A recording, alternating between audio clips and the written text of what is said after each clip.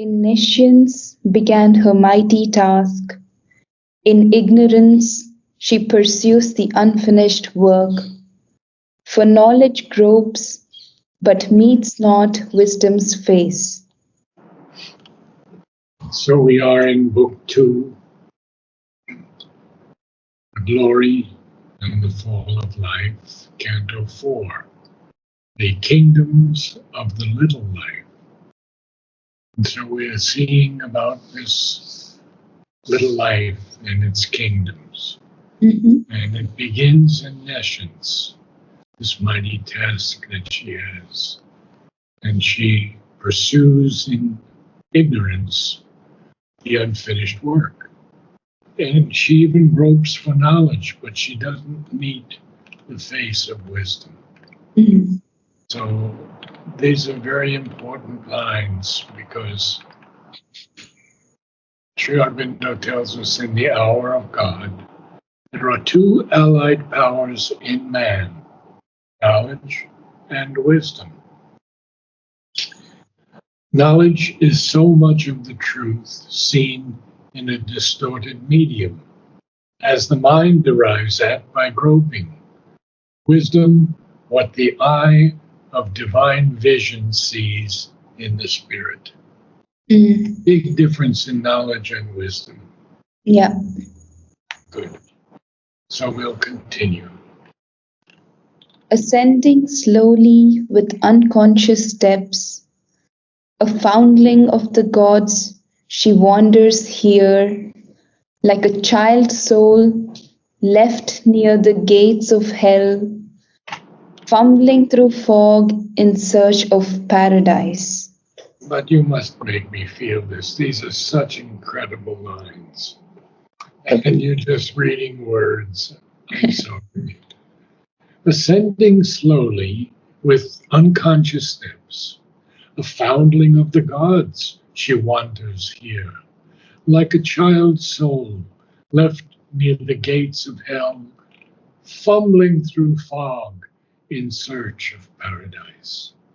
Again? Yes. Ascending slowly with unconscious steps, a foundling of the gods, she wanders here, like a child soul left near the gates of hell, fumbling through fog in search of paradise. Much better, thank you.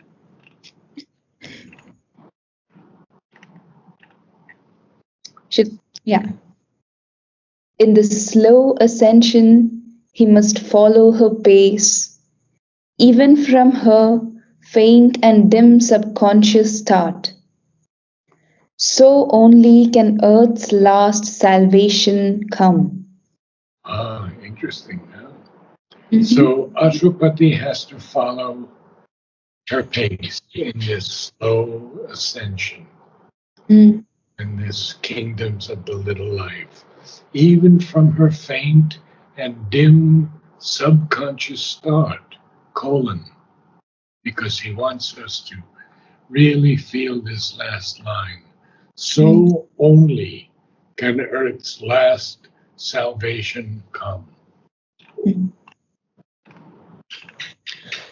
For so only could he know the obscure cause of all that holds us back and baffles God in the jail delivery of the imprisoned soul. Now we have this word jail spelled in the modern way. We had a G-A-O-L previously. Yes. And now Sri Aurobindo has used the modern usage, J-A-I-L. So this is the only way that Ashwapati, Sri Aurobindo, can know the obscure cause of everything that holds us back. And then he uses this word, and baffles God. Baffles, bewilders, confuses, perplexes, even frustrates God. In the jail delivery of the imprisoned soul. And this very clear. No? Yes. The imprisoned soul has to be delivered. Mm-hmm. Okay. Along swift paths of fall, through dangerous gates, he chanced into a grey obscurity, teeming with instincts from the mindless gulfs that pushed to wear a form and win a place. And we see here that so many beings, or whatever you might want to call them, uh, want to live here on this earth, to win a place on this earth, to wear a form that would need to wear a body.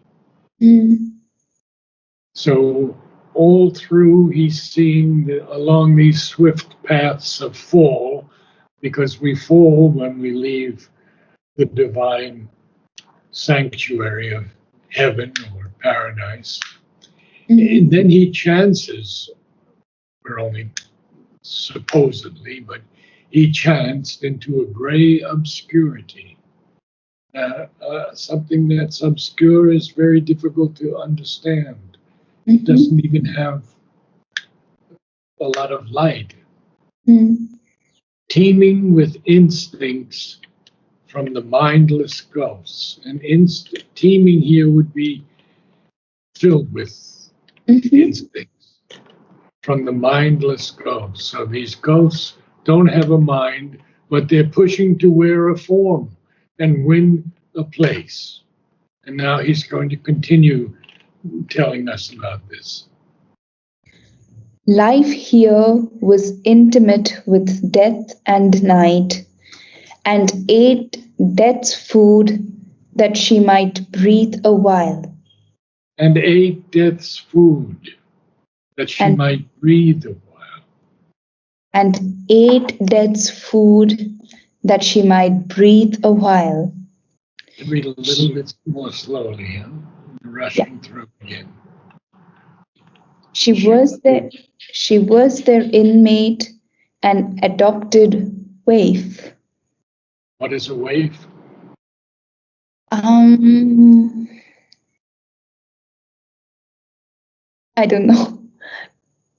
It's a stray, Okay. usually a child that it doesn't have a home or any friends. It's Mm-hmm. called a waif. Mm-hmm. So we see now that life, of course, is intimate with death and the night. And life eats death's food because it will allow her to breathe a while. Mm-hmm. Death is not going to take most of us immediately. Mm. We can breathe a while. Yeah. And, and life was their inmate and adopted waif. Mm-hmm. Accepting subconscious in dumb darkness's reign, a Now you sojourn. cannot no you're not allowed to say darknesses because Yeah. there is that punctuation mark. You Darkness. darkness reign. Okay. Accepting subconscious in dumb darkness reign, a sojourner, she hoped not more. A sojourner. She hoped not Sojourner. anymore. She hoped She's a not. temporary visitor, temporary resident. Mhm. She's in this subconscious. She's eating death's food. She's the inmate and adopted waif. Mm. She and this is life he's talking about. Mhm. It's all about life, Mm. and life is a sojourner, just a temporary resident, a visitor. She hoped not anymore. Mhm. Okay, please continue. There, far away from truth and luminous thought, he saw the original seat, the separate birth of the dethroned, deformed, and suffering power. So he sees this now. He sees this original seed and this separate birth. And Mm-hmm. this dethroned power is a power that no longer has any authority. Mm-hmm. And it's a suffering power, therefore. And it's even deformed. Mm-hmm. Certainly, it's dethroned. Yeah. So he's looking at all of this now, and what else is he going to find out? An unhappy face of falsity made true, a contradiction of our divine birth, indifferent to beauty and to light. Parading, she flaunted her animal disgrace, unhelped by camouflage, brutal and bare, an authentic image, recognized and signed, of her outcast force, exiled from heaven and hope, fallen, glorying in the vileness of her state, the grovel of a strength once half divine, the graceless squalor of her beast desires, the staring visage of her ignorance, the naked body of her poverty. So a couple of corrections on pronunciations, Mhm. and we'll go through it all. So this is this life force, and he sees this original seed and this separate birth of the life force that's now deformed and a suffering power. Mhm. So it's an unhappy face of falsity made true. Yes, it is a face of falsity that's made true because it lives in the duality and the contradiction of our divine birth. Mm. Therefore, life is indifferent to beauty and to light. Therefore, we can say, parading, she flaunted her animal disgrace. Parading is showing off, Mhm. and flaunted is exhibiting something shamelessly. Very Mm. important word. Flaunted her animal disgrace. Mm. She is unhelped by camouflage, beautiful, brutal, and bare, an authentic image, recognized and signed of her outcast force, exiled from heaven and hope, fallen, glorying in the vileness of her state, the grovel, not Grovel, grovel, but grovel, grovel. of a strength once half divine, the graceless squalor of her beast desires. Squalor is disgustingly dirty or filthy. Mhm. The staring visage, not visage, visage Visage. of her ignorance. You got you working with your pencil? Yes. The naked body of her poverty.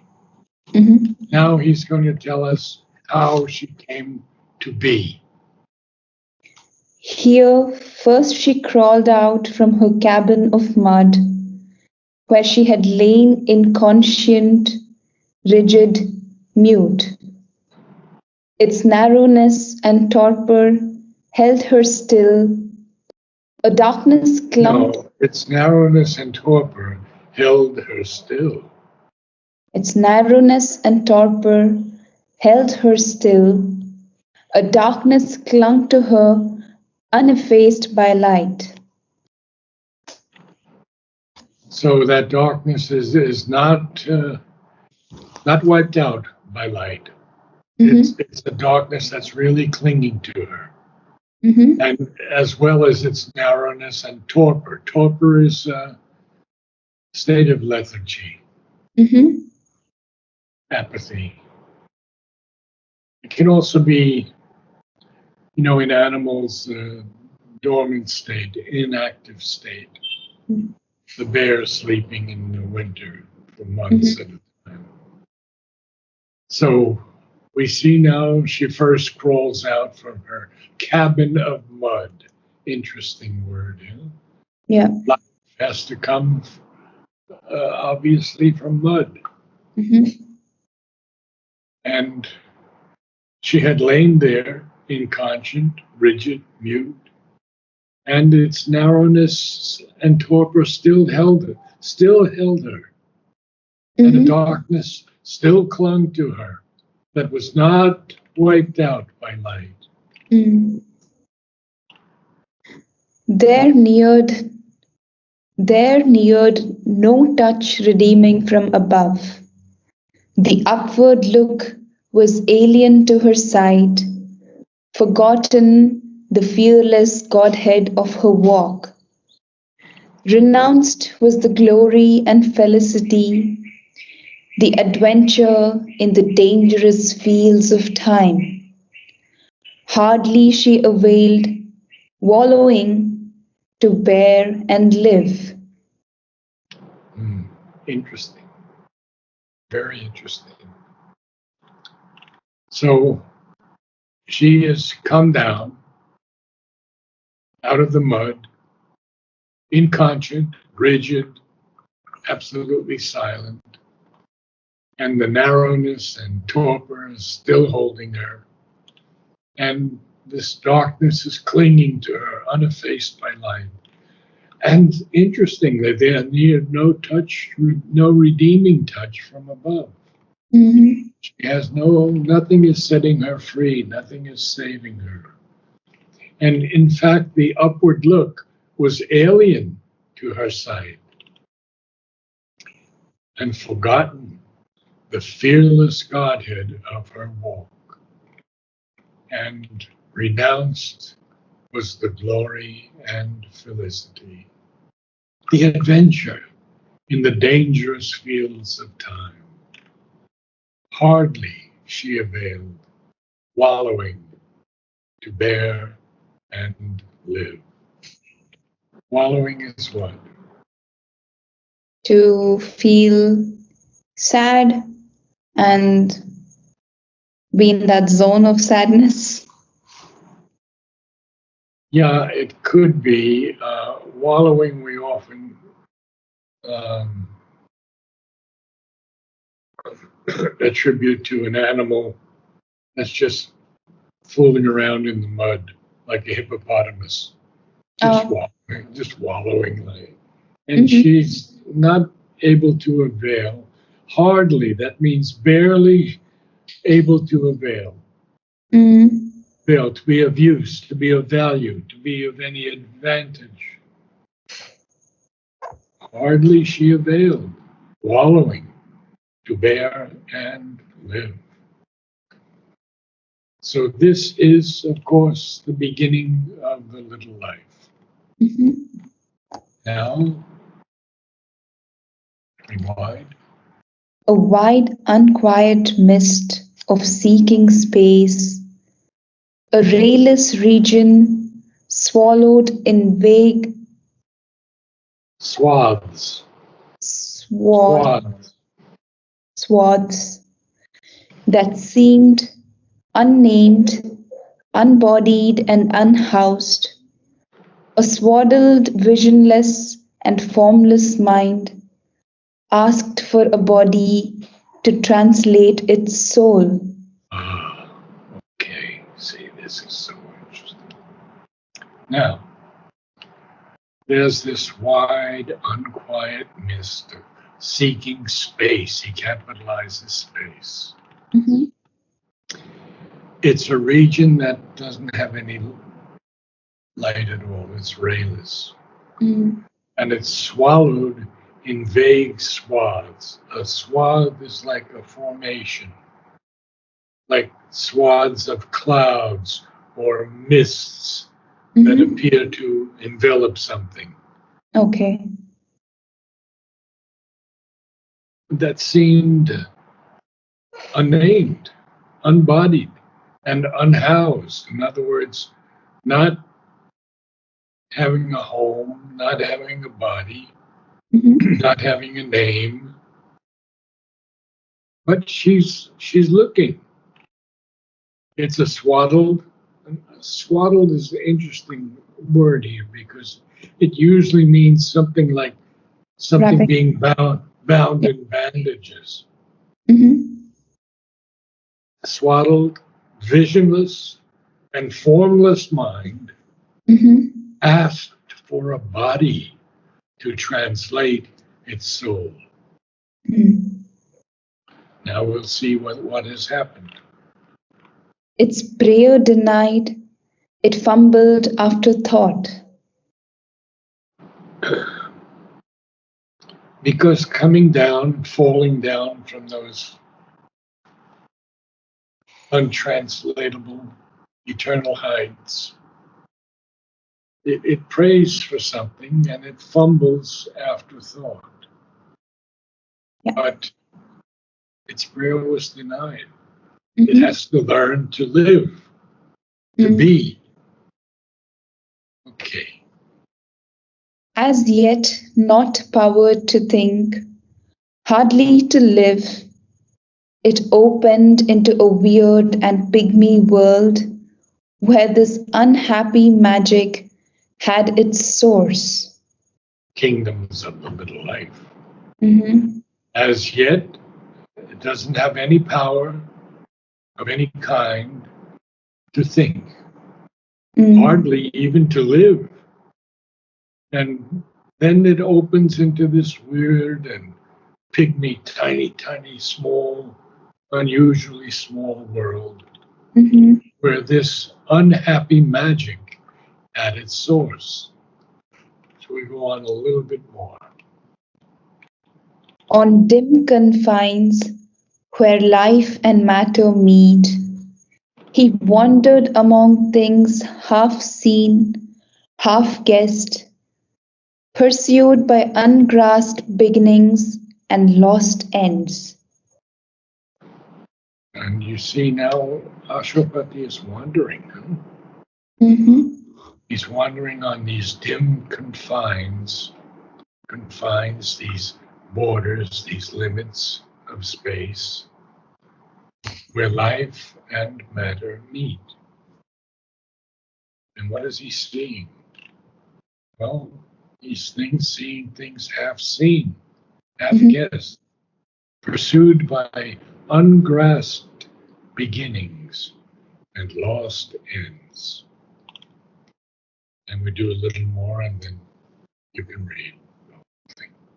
Their life was born but died before it could live. So it's very ephemeral. Huh? It has Yeah. no power to last. It doesn't have a form yet. It's gone through all these different things. Uh, it's uh, it's now living or opening into a weird and pygmy world, Mm-hmm. and doesn't have any power to think, hardly to live. Which brings us to the line we just read: Mm. "Life was born, but died before it could live." Yes. There was no solid ground, no constant drift. Only some flame of mindless will had power.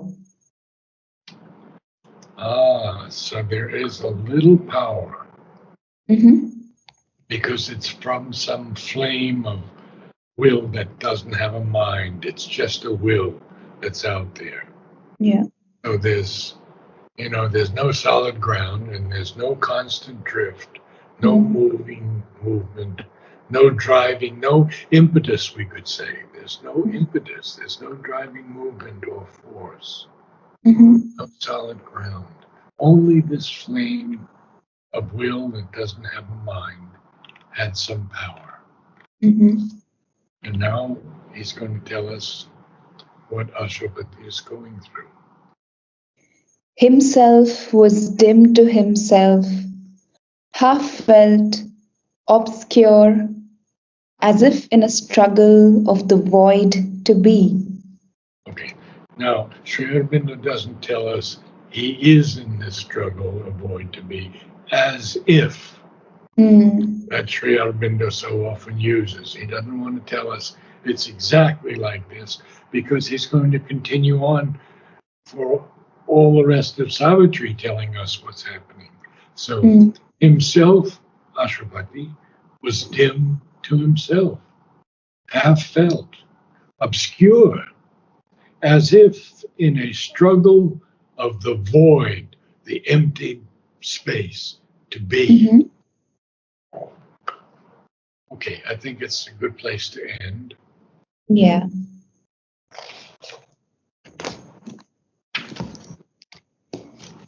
In nescience began her mighty task. In ignorance she pursues the unfinished work, for knowledge gropes but meets not wisdom's face. Ascending slowly with unconscious steps, a foundling of the gods, she wanders here like a child soul left near the gates of hell, fumbling through fog in search of paradise. In But not this, like a child soul left. No, it's a child soul left near the gates of hell. like a child soul left near the gates of hell, Yes. fumbling through fog in search of paradise. In this slow ascension, he must follow her pace, even from her faint and dim subconscious start. So only can earth's last salvation come. For so only could he know the obscure cause of all that holds us back and baffles God in the jail delivery of the imprisoned soul. Along swift paths of fall through dangerous gates, he chanced into a grey obscurity, teeming with instincts from the mindless gulfs that push to wear a form and win a place. Life here was intimate with death and night, and ate death's food that she might breathe a while. She was their inmate and adopted waif, accepting subconscience in darkness reign, In dumb darkness reign. accepting subconsciousness, No, conscience. yes, accepting Subconscience. accepting subconscience in dumb darkness reign, a sojourner she hoped not any more. There, far away from truth and luminous thought, he saw the original seat, the separate birth of the dethroned, deformed, and suffering power, an unhappy face of falsity made true, a contradiction of our divine birth, indifferent to beauty and to light. Parading, she flaunted her animal disgrace, unhelped by camouflage, brutal and bare, an authentic image, recognized and signed, of her outcast force, exiled from heaven and hope, fallen, glorying in the vileness of her state, the grovel of a strength once half divine, the graceless squalor of her beast desires, the staring visage of her ignorance, the naked body of her poverty. Here first she crawled out from her cabin of mud, where she had lain inconscient, rigid, mute. Its narrowness and torpor held her still.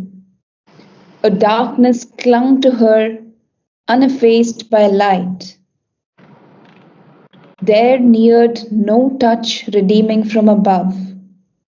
The upward look was alien to her sight, forgotten the fearless godhead of her walk. Renounced was the glory and felicity, the adventure in the dangerous fields of time. Hardly she availed, wallowing to bear and live. A wide, unquiet mist of seeking space, a rayless region swallowed in vague swaths that seemed unnamed, unbodied, and unhoused, a swaddled, visionless, and formless mind asked for a body to translate its soul. Its prayer denied, it fumbled after thought. As yet, not power to think, hardly to live, it opened into a weird and pygmy world where this unhappy magic had its source.